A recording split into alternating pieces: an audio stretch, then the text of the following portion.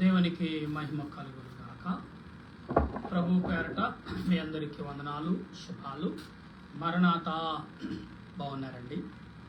మీ అందరూ బాగున్నారని తలంచచ్చు. మన దేవదేవునికి వందనాలు, స్తుతులు, స్తోత్రాలు చెల్లించున్నాను. ప్రియులారా, మరొక దినము దేవుడు మనకు అనుగ్రహించిన గొప్ప ఆలోచన బట్టి, గొప్ప తలంపును బట్టి అనేకమైన విషయాలు దేవుడు బయలుపరుస్తూనే ఉన్నాడు.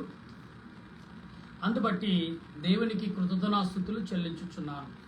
ప్రియులారా, ఈ సాయంకాల సమయంలో వాక్యం కొరకు ప్రార్థన చేసుకుందాం. ప్రార్థన. సర్వ సృష్టిని నీతిని పరిపాలించుచున్న సృష్టికర్త, నీ వందనాలయ్యా. ఈ సమయంలో నీ లేఖనమును చేతపట్టి ప్రభా నీ ఎదుటకు చేరి నిన్ను స్తుతిస్తుండగా మా స్తుతులు అంగీకరించి నీ ఆత్మతో నింపి బలపరిచి నడిపించమని, నీదైన దాసులమైన మమ్మలను ప్రభా నీ సన్నిధి చేత, నీ వాక్యము చేత తట్టి బలపరిచి నడిపించి ఆదరించమని, నీ సన్నిధి మాకు తోడుగా ఉంచి ప్రభా నీ బిడ్డలు మా ప్రియులు వారితో మాట్లాడే భాగ్యము మరొక సమయంలో నాకు దీనుడే నాకు అనుగ్రహించి మంచి మాటలతో వారి హృదయాలను, వారి మనసులను తండ్రి కట్టి బలపరిచి ఆరోగ్యమందును, ఆయుష్యందును, బలమును, శక్తిని నీ వాక్యము ద్వారా కలగజేయమని క్రీస్తు పరిశుద్ధమైన నామమున ప్రార్థన చేయుచున్నాను పరమ తండ్రి, ఆమె. మన తండ్రి అయిన దేవుని సహాయము తోడుగా ఉండి ముందుకు నడిపించును గాక, ఆమె. ప్రభునందు ప్రియా దేవుని ప్రియులారా, ఈ సాయంకాల శుభాలు మీ అందరికీ మరొకసారి తెలియపరుస్తున్నాను. ఇక్కడ పౌలు గారు మరి ఈ రెండో మనం అనేకమైన విషయాలు చూస్తున్నప్పటికీ మరి ఫిలిప్పీ పత్రికలోని అనేకమైన గ్రంథాల్లో మనం గ్రహించినప్పుడు దేవుడు మనకు అందించిన ప్రతి మాట ఆలోచనలోకి తీసుకుంటూ చక్కటి నడిపింపు కలిగి మనం ఆలోచించేవారుగా ఉండవలసిన వారు. ఇక్కడ దేవుడు ఎందుకు మాట్లాడుచున్నాడు, ఇక్కడ ఎందుకు వారు మాట్లాడుతున్నారు ప్రభు అంటే, ఇక్కడ ఏమంటున్నారని, ఇక్కడ మీతో కూడా నేను సంతోషించుచున్నాను. దేవుడు చెప్పే మన మాటలు. అయితే ఇక్కడ ఇటీవలనే మీరును ఆనందించి నాతో కూడా సంతోషించుడి, నేనును మీ క్షేమము తెలుసుకుని ధైర్యము తెచ్చుకుని నిమిత్తము తిమోతిని శీఘ్రముగా మీ వద్దకు పంపుటకు ప్రభువైన యేసునందు నిరీక్షించుచున్నాను. అంటే తిమోతిని వారి దగ్గరకు పంపుటకు పౌలు గారు సిద్ధపడి ఉన్నాడు. అంటే ఎందుకని? ఒక నమ్మకమైన ఒక సేవకుడిగా, పరిచారకుడిగా శ్రమ అయినా, బాధ అయినా, వేదనైనా భరించేవాడిని. ఇవాళ లోకంలో మనము కొన్ని చోట్ల కొంతమందిని పంపిస్తుంటారు. మిలిటరీ వారైతే వాళ్ళు అందరినీ హ్యాండిల్ చేసేవాడిని పంపిస్తారు లోకంలో. అలాగే ఎక్కడైనా ఒక నాయకుడిని ఎంచుకోవాలంటే అక్కడ ఆ వ్యక్తిని ఎలాంటి వాడు అని ఒక పూర్వపరాలు అన్ని తెలుసుకున్న తర్వాతే అతడుకు ఎంచుకుని, ఇది ఎలాగంటే డబ్బును బట్టి కాదు, అతడు పలుకుబడిని బట్టి కాదు, అతడు గుణాలను బట్టి కొంతమంది నాయకులను ఎంచుకుంటుంటారు ప్రజలు. గుణమైన వాడు, పద్ధతైన వాడు, విలువైన వాడు, అతడు ఎంత ధనమును సమకూర్చుకున్న తనకు తానుగా కూడగట్టుకున్న ప్రజలు. ఎందుకంటే గుణవంతుడు పిలిస్తే పలుకుతాడు, మంచివాడని. ఇక్కడ అదే రీతిగా తిమోతిని పౌలు గారు పంపుతున్నాడండి. ఎక్కడికి?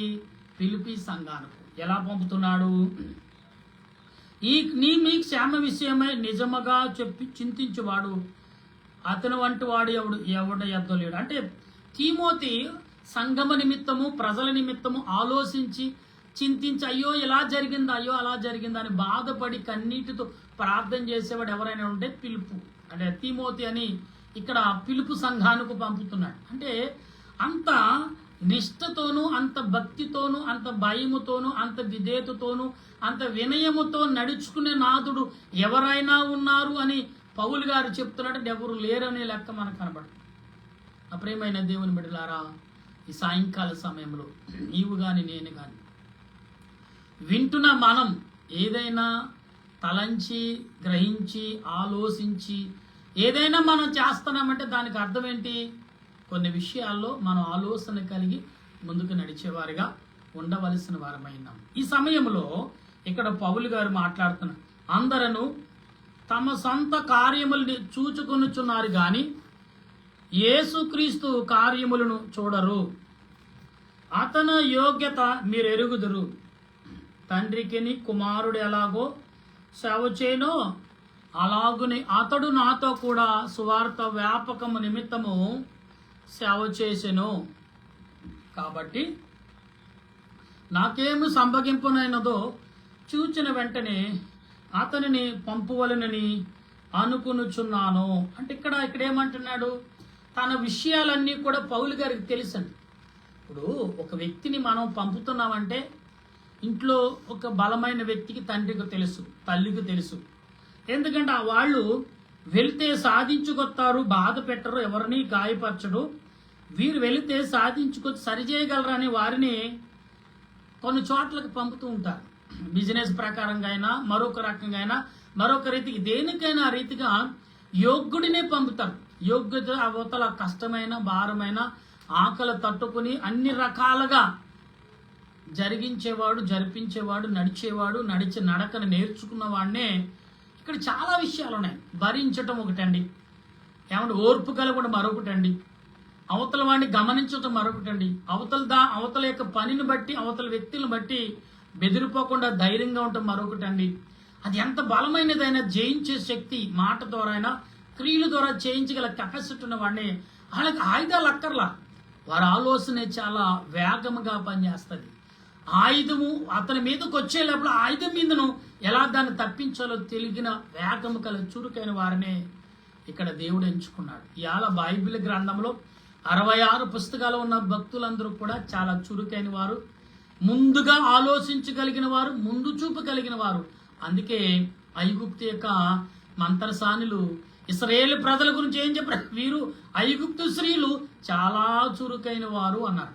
అంటే క్రైస్తవులే కాదు, మానవ జన్మించిన ప్రతి మానవుడు కూడా చాలా చురుకుగా ఉండవలసిన వారు.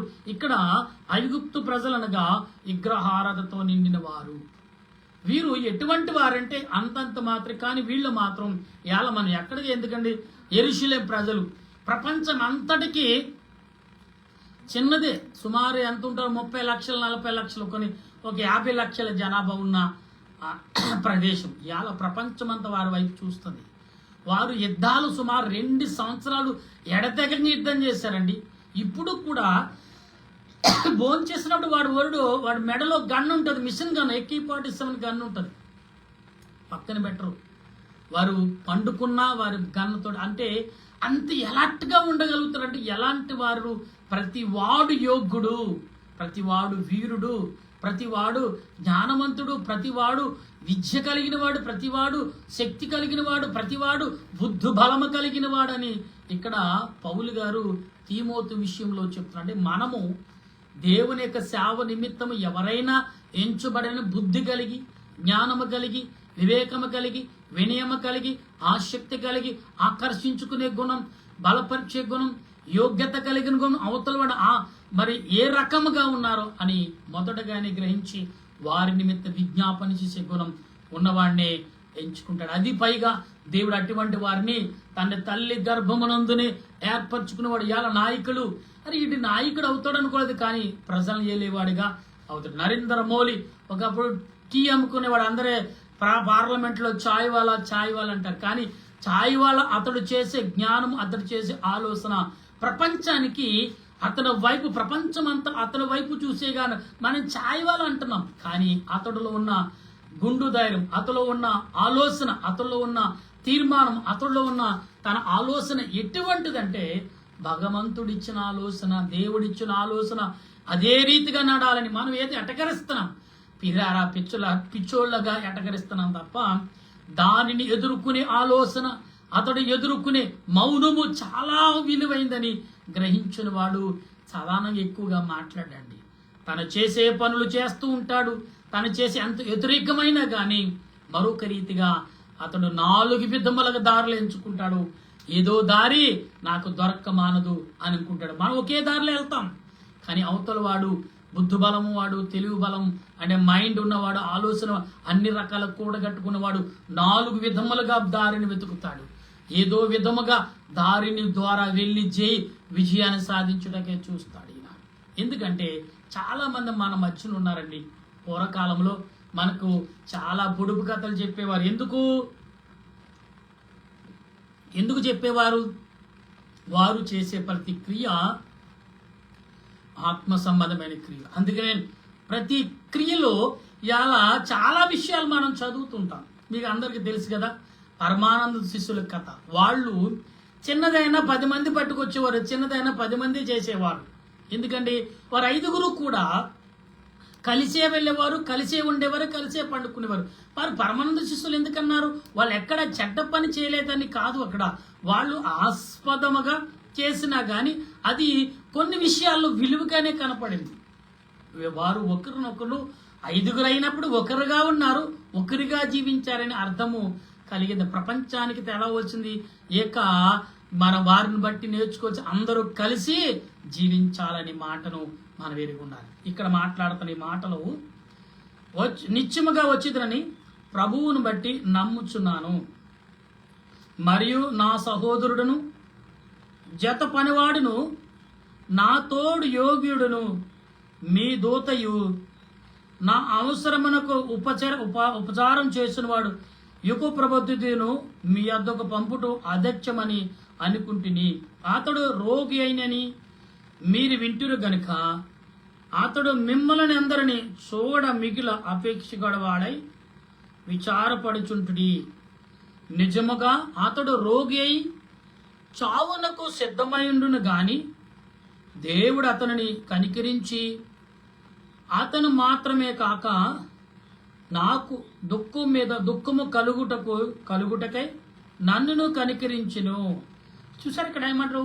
ఒక రోగిని కనికరించినప్పుడు నన్ను కూడా కనికరించాడు దేవుడు అని అంటున్నాడు. అంటే పౌలు గారు నిజంగా చేసిన దుర్మార్గాలకి ఎవడు కూడా మనిషి అనేవాడు ఎవరు కూడా నిజంగా దేవుడికి ఇంత మనసుందా? ఇలా పౌలు గారు ఒకరినిద్దరిని చంపలేదని కొన్ని 100,000 మందిని చంపేశాడు. కొన్ని వేల హృదయాలు, దేవుని ఆరాధించే హృదయాలని భూమి మీద లేకుండా చేశాడు.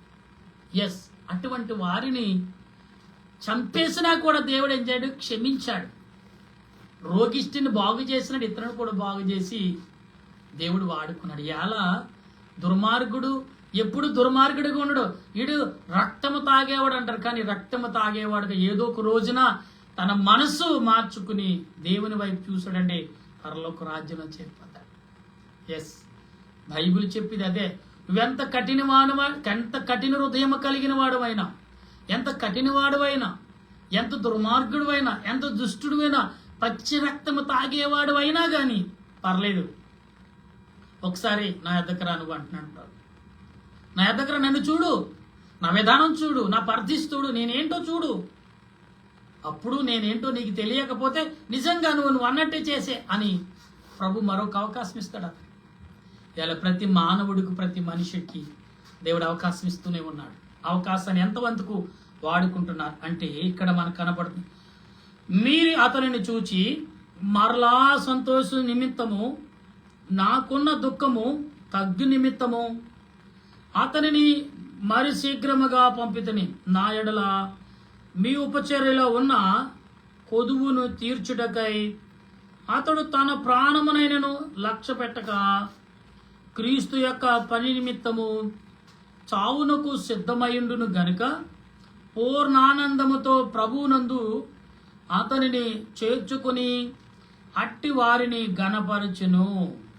ఇక్కడ చూసారు ఎంత చక్కగా. అంటే మీ ఎంత శ్రమైనా, ఎంత ఆలోచనలోకైనా పర్లేదు కానీ అతడు మిమ్మల్ని బలపరుస్తాడు. అతని వైపు కాదు, తనకు తానుగా బాగుపరచుకుంటా మీ వద్దకు రావట్లేదు, మిమ్మల్ని బలపరచుడానికి వస్తాడు. ఎస్, ఒక నాయకుడు మన మధ్యకు వచ్చాడంటే ఏమండి మన వల్ల 100 రూపాయలు తినొచ్చు, కానీ 1000 రూపాయలు తెస్తాడే.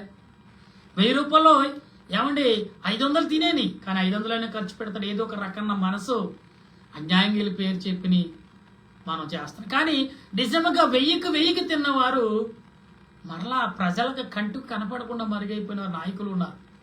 కానీ ఇక్కడ పౌలు గారు తీమోతిని ఇంకొక అతన్ని పంపుచున్నప్పుడు, శ్రీమగా అని అతడు పంపుచున్నప్పుడు అతడు ఇద్దరు కూడా ఎలా ఉన్నారు తెలుసా? రోగిష్ఠులైన దేవుడు క్షమించి బాగు చేసి మీ వద్దకు పంపుతాడు. అతడు రోగిష్ఠు అని మీరు అనుకుంటున్నారేమో.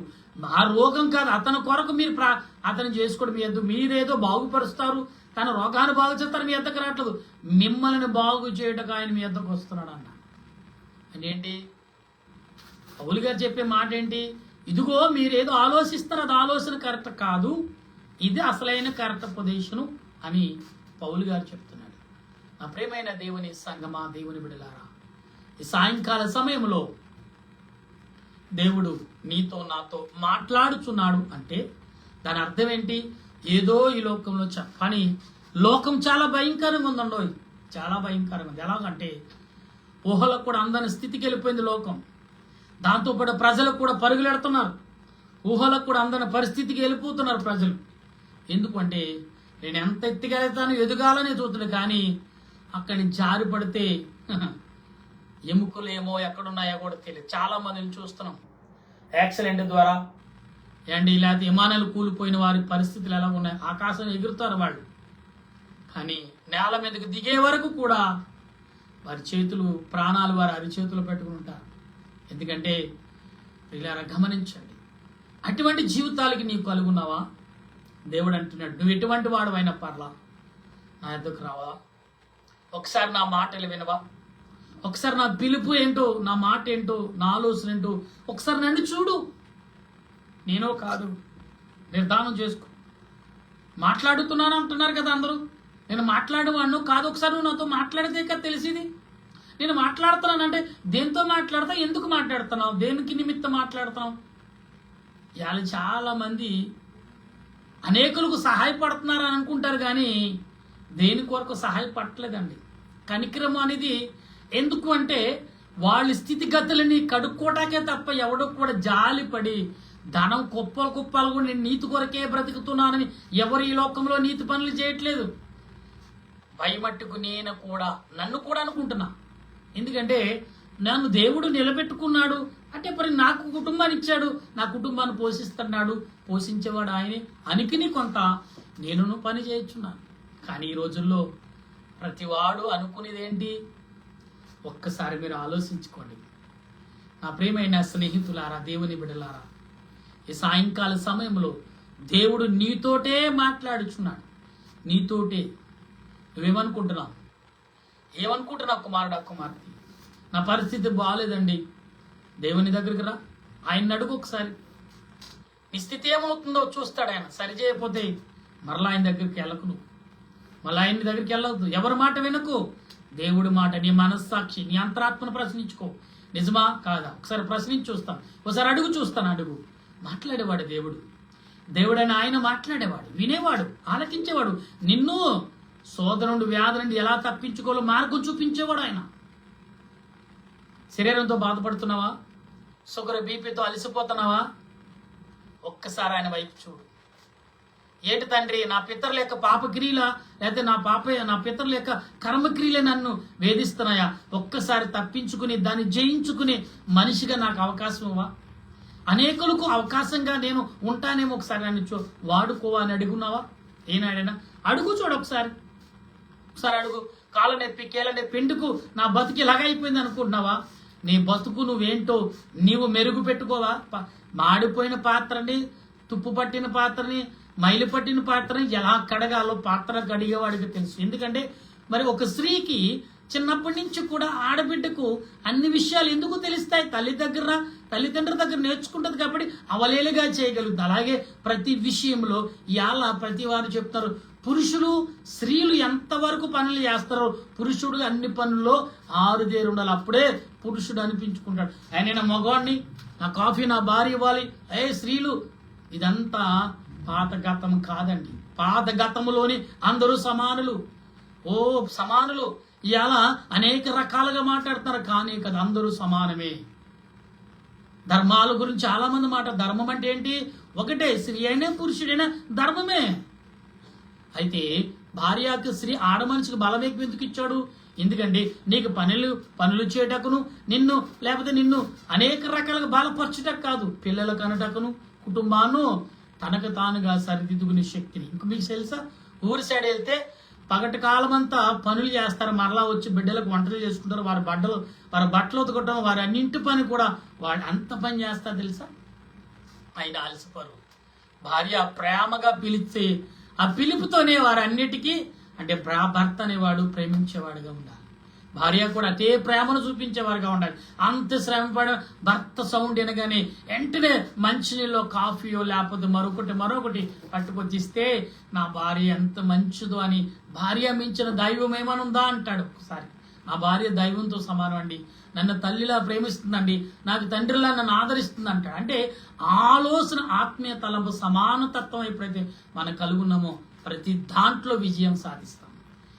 లేదు ఎక్కడికెక్కడ చిన్న చూపుగా వెళ్తే నష్టపోయేది మనమే అనేది గమనించగల పరిశుద్ధాత్మ దేవుడు ఈ సాయంకాలం ఆదరణ అందించు నడిపించును గాక. ఆమేన్. ప్రార్థన చేసుకుందాం.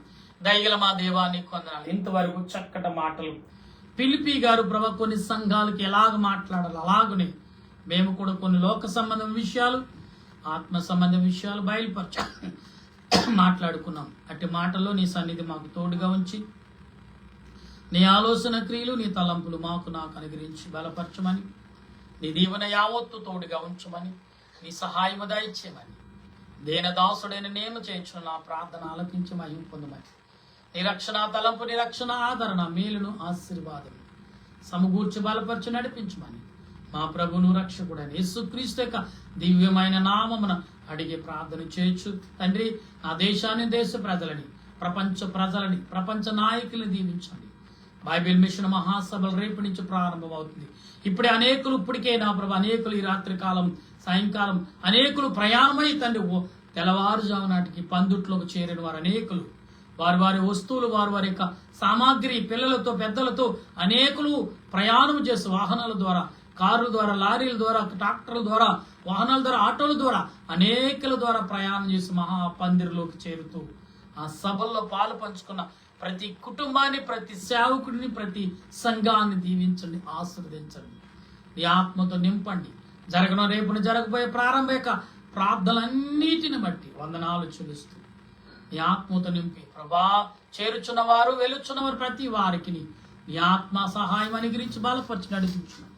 మా ప్రభువును రక్షకుడైన దేవదేవుని నామములు అడుగుచు బ్రతిమాలుచు సమస్త వాటిని ప్రార్థించిన వారిని, నీ వైపు చూచుచున్న వారిని, మాట వినుచున్న వారికి నీ ఆదరణ, ఆయుష్, సంపూర్ణమైన శక్తి, శాంతి, సమాధానముతో వర్ధిల్లు చేసి మహిమ పొందమని, విజయమైన జీవితం, విజయమైన సంతోషముతో రాకడకు సిద్ధపరచు నడిపించును గాక.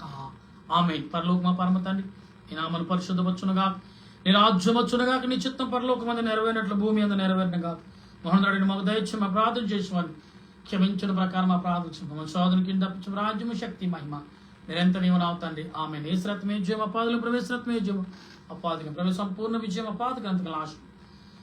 హల్లెలూయా హల్లెలూయా హల్లెలూయా. స్తోత్రం స్తోత్రం స్తోత్రం. ఆమేన్ ఆమేన్ ఆమేన్. మన తండ్రి అయిన దేవుని ప్రేమ, త్రియేక దేవుని కృప, పరిశుద్ధాత్మ అన్యేక జీవితం ఇప్పుడు ఎల్లప్పుడు సదా తోడుగా ఉండి ఆయన రాకడకు మనం సిద్ధపరచును గాక. ఆమేన్ ఆమేన్ ఆమేన్. అందరికీ వందనాలు. మరణాత.